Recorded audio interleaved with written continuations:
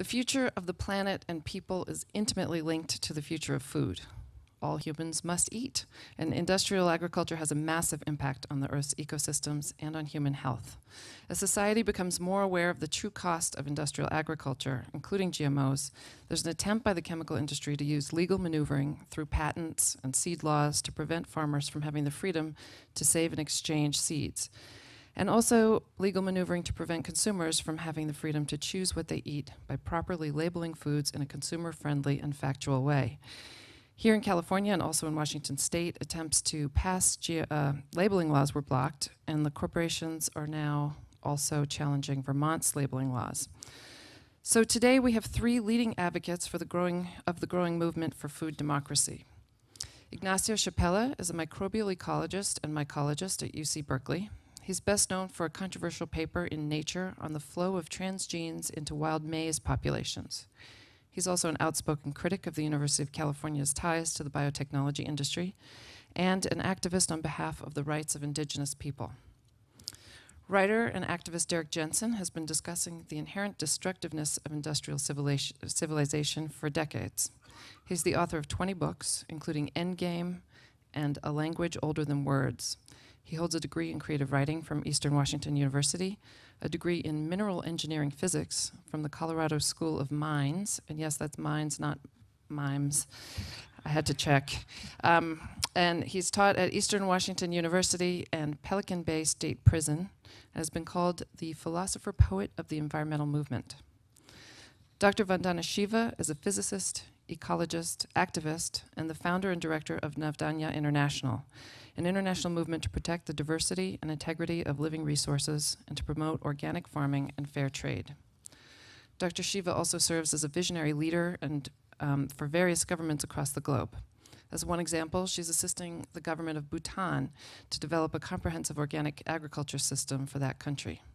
In addition to her political experience, Dr. Shiva contributes to numerous international food and agriculture, women's rights, and social justice movements. She's on the board of directors of the International Forum on Globalization, founding chair of the Tuscany government's Commission on the Future of Food, a counselor of the World Future Council, and vice president of Slow Food, among many other organizations.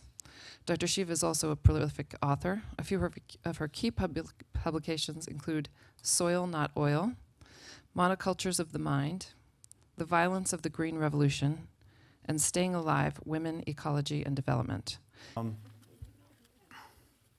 So the only measure by which we will be judged by the people who come after is going to be the health of the land. They're not going to really care whether we wrote a whole bunch of books or whether we tried really hard or whether we did great activism or whether we gave talks or went to talks or recycled or voted Democrat, Republican, Green, or fascist in India, or fascist in the United States.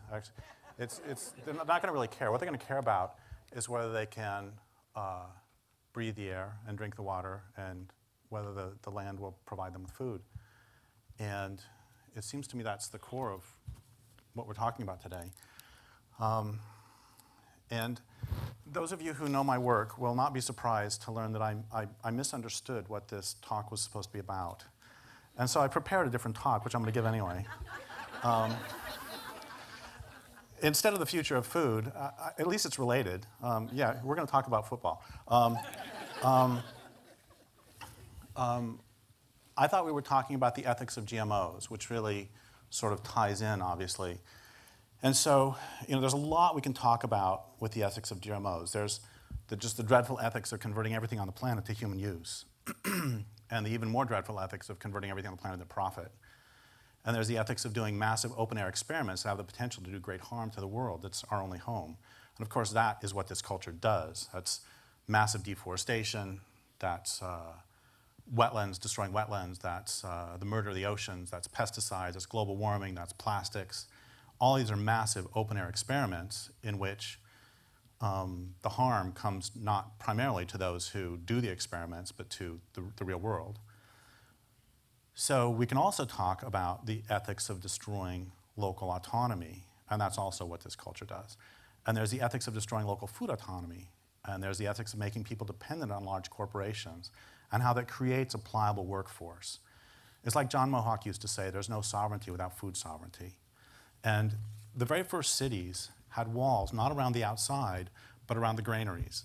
Because if the king can control access to food, he's got a workforce. He's got a workforce. And the same was true. There's a great line, a great letter written by an 1830s pro-slavery philosopher to his northern abolitionist buddy. This is back in the 1830s. He was saying that, you know, if we could change land ownership conditions, we would give up our slaves immediately. Because there are land ownership conditions in which it is in the capitalist's best interest to own slaves, and there's land ownership conditions in which it's in the capitalist's best interest to not own them. And it's very simple. If there's a lot of land and not many people, that means that people have access to land, which means they have access to food, clothing, and shelter, which means they have access to self-sufficiency. And the only way you can get them to work for you is the point of a gun.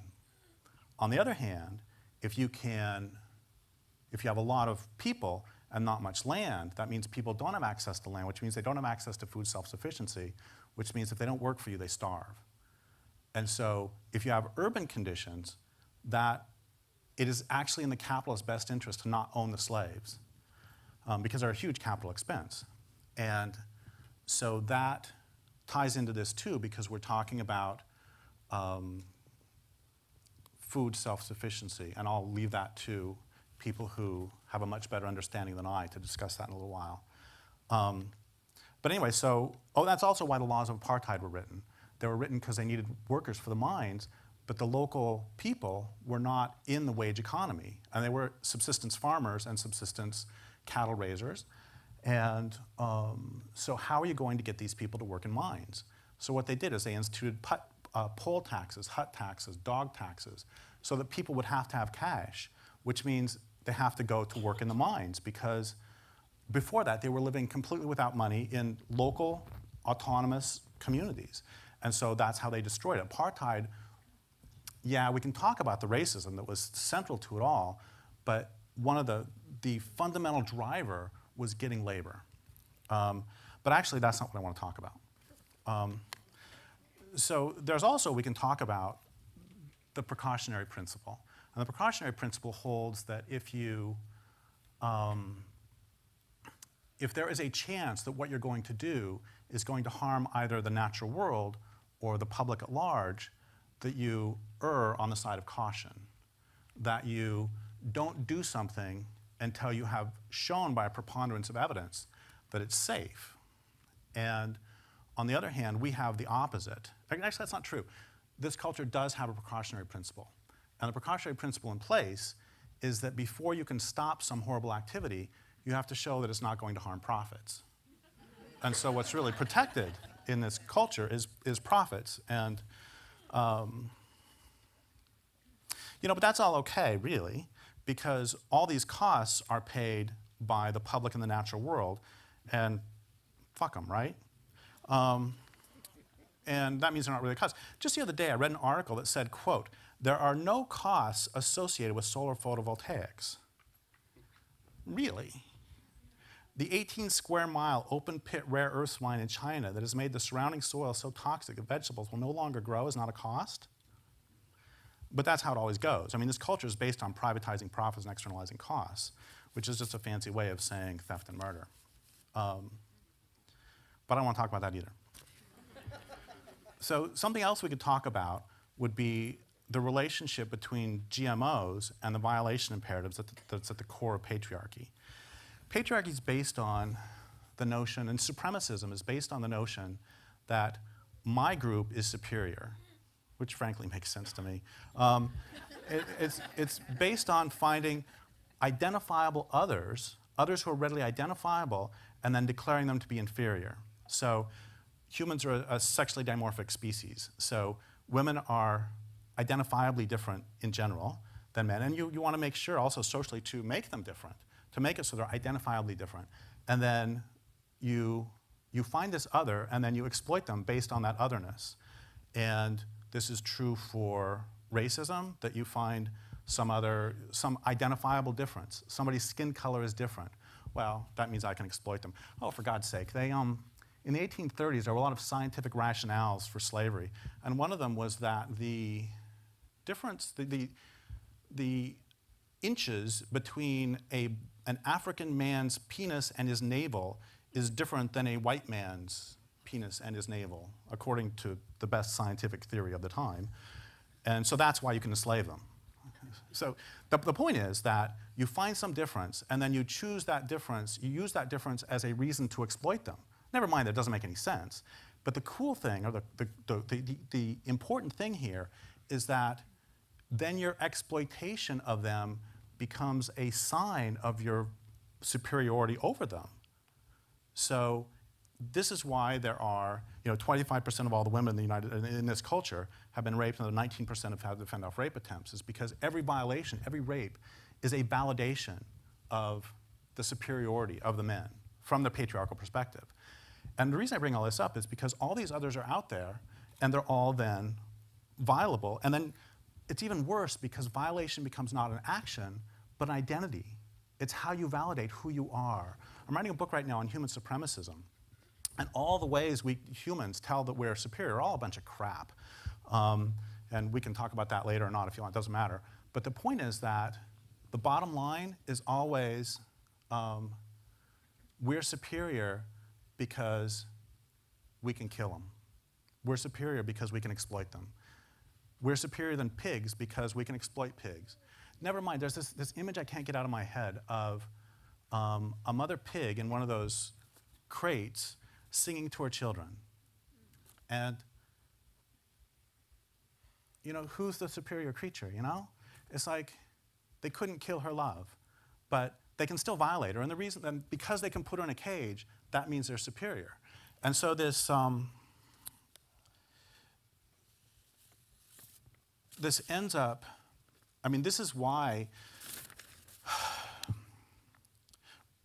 without this identification of others as inferior, without this violation, because it's identity, we are not, we're a void. And so we have to fill this void, fill it with validations of our superiority, fill it with violations, thus the rapes, thus the violation of every boundary set up by every indigenous culture, thus the extinctions, thus the insane belief in an economic system based on infinite growth, despite the fact that we live on a finite planet. That's a violation of that boundary.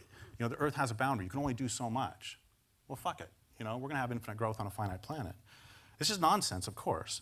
But there's one of the things, too, is I've heard it said that the real authorities of any culture, the unquestioned beliefs are the real authorities of any culture, which I think is one reason we're here, is to question some of those unquestioned beliefs. And so it's like infinite growth on a finite planet. I understood that was stupid when I was 7 years old. And I think a lot of us do. And this is the reason also for the refusal to accept any limits on technological progress, which is more properly called technological escalation, as it really involves an escalation of the wielder's ability to control and violate at a distance, or on scientific knowledge, thus the sending of probes to penetrate the deepest folds of the ocean floor, thus the bombing of the moon, thus the violation down to even the level of genetic materials. If jellyfish wanted to combine their genetic materials with pigs, they would find a way to have sex. But they don't. It's a forced violation on that genetic level. Everything's to be used. Everything's to be violated. It's even in our epistemology. Richard Dawkins, who I just can't stand. Richard Dawkins has this great line: science bases its claims to truth on its spectacular ability to make matter and energy jump through hoops on command and to predict what will happen and when. Science bases its claims to truth on its spectacular ability to make matter and energy jump through hoops on command and to predict what will happen and when. You flip a switch and the light goes on. That's how we know science works. But there's a really sneaky thing that has been sneaked in there, which is that what he's done is he has defined how we know something is true by our ability to dominate it. And think about this for a second. What if I put a hoop right here, and I take a gun, and I point this gun at you, and I say, on the count of 3, you're going to jump through this hoop. On the count of 3, she jumps through the hoop. What do you know? I'm a fucking genius. I just predicted what was going to happen and when, and it just happened. I made matter and energy jump through hoops on command. But don't you think it's possible that by pulling a gun on you and by forcing you to jump through a hoop, that I have destroyed any possibility of friendship between us? And so I see this on the larger scale too. There are other ways to know. But I don't want to talk about any of that either. Okay, and so I'm going to finish up my introduction by talking about one more tiny topic, which is what I really want to talk about with GMOs is something that Lewis Mumford talked about, which is authoritarian and democratic techniques. And a technic is the combination of the social structure and the technology. Technologies don't emerge in vacuums. It is the people who lived here. Whose land are we on anyway? Do we know? Whose land is this? Did you say Chumash? Who?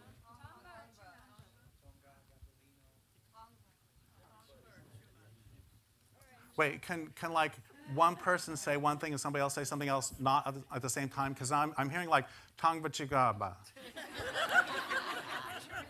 So, well, we all agree that it's Arm & Hammer, but it's not really. Tongva? Okay.